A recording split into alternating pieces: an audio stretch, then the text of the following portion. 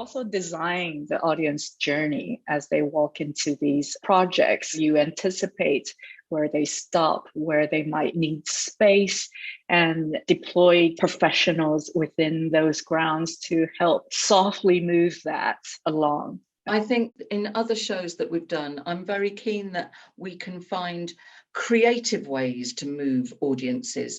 For example, sometimes making a loud noise over there will immediately get people looking. If somebody appears carrying a flaming torch and walks towards the loud noise, the audience will follow. If suddenly some people appear with flags and a band and they walk through the audience, people will follow. So without being told, this is where you have to go next. And I think that idea of working with the geography of a location and finding ways to move audiences so that they don't even know that they got moved from here to there, that's always interesting to me. It's scripted to create multiple attention points. I suppose increasingly sound and music is such a great way to influence an audience.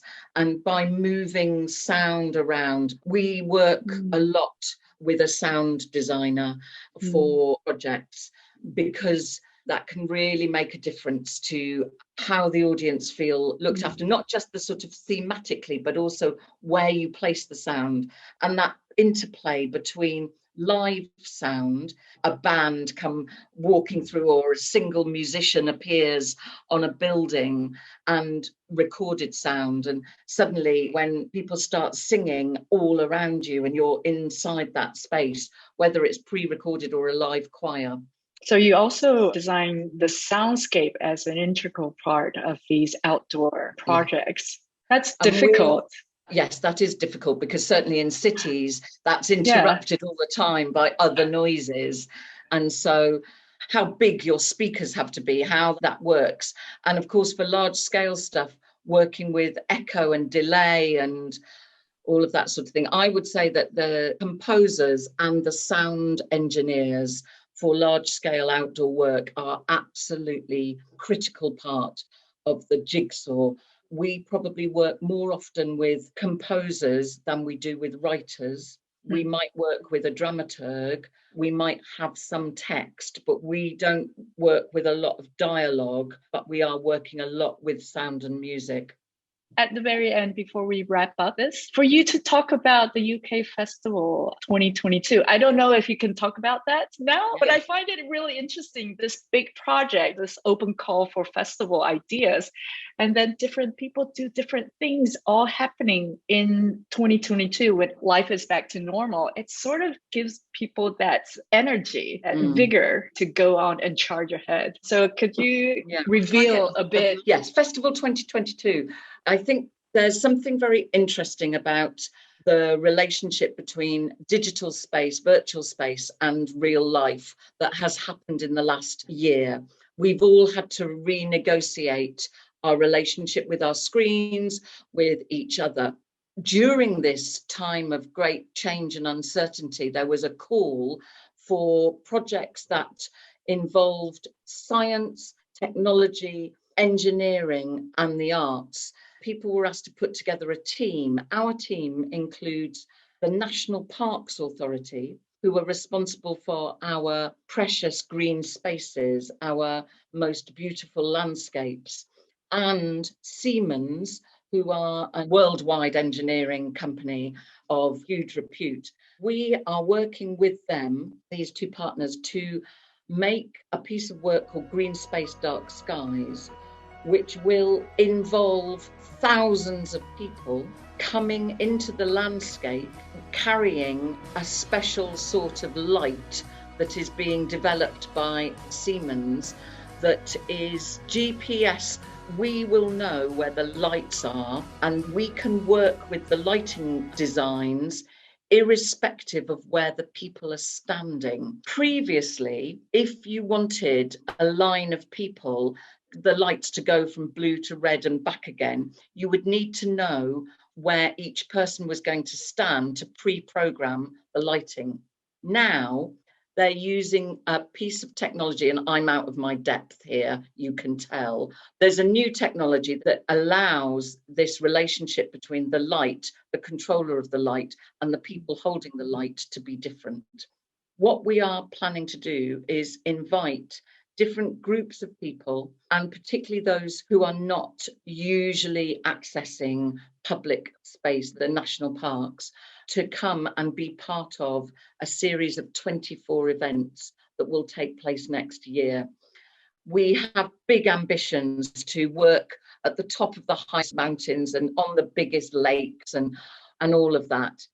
And the project is currently in research and development. 10 teams have been chosen to make work that really speaks about Britain in 2022, and they'll be doing that in different ways.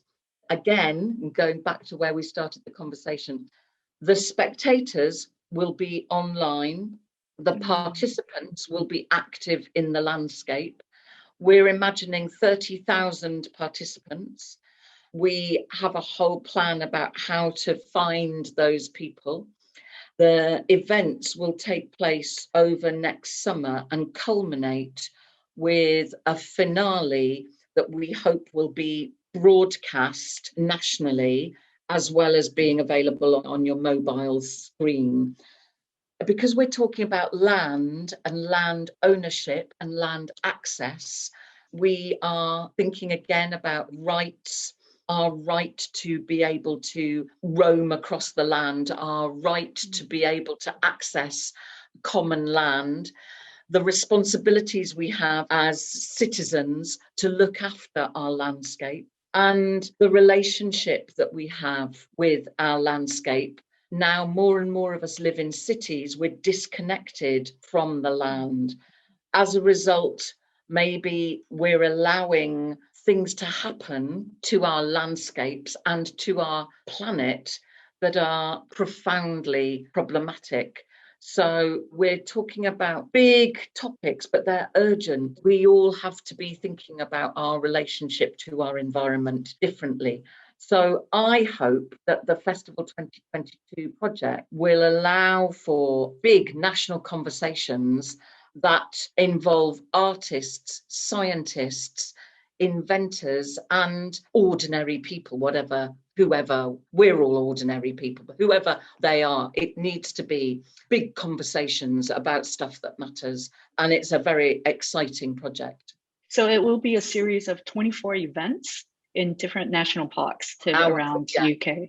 Our project will be, and there are 10 projects, all quite different, none of which are released. The details are released yet. I think that will be September, October. So what I'm telling you is a sneak preview version. Thank you so much. It's actually, you're using man-made wonders to put natural wonders front and center stage again. It's something to look forward to. Can I ask you, when does it start, this series of events? When do you hope that it will start?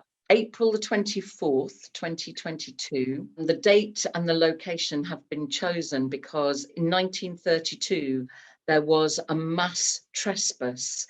Workers from Manchester and Sheffield went to a place in the Peak District, which is between Manchester and Sheffield. Beautiful location, owned at the time under a single private landlord who wanted to keep the landscape for birds for shooting.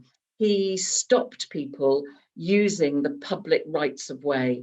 There had always been pathways that took people over this moorland. Suddenly people weren't able to access that.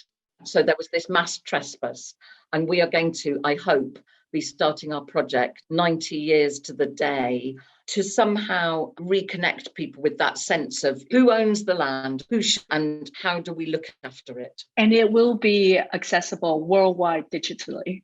I hope so. You will be the first to get the details. Well, also, one of the things we'd like to do is, if we get this technology sorted, then maybe we can export this idea to different places. And I know that Siemens' presence in Taiwan, so it'd be very interesting to look at whether there is a location within Taiwan where we could draw attention by inviting citizens to participate in a public event, an act of witness as well as participation.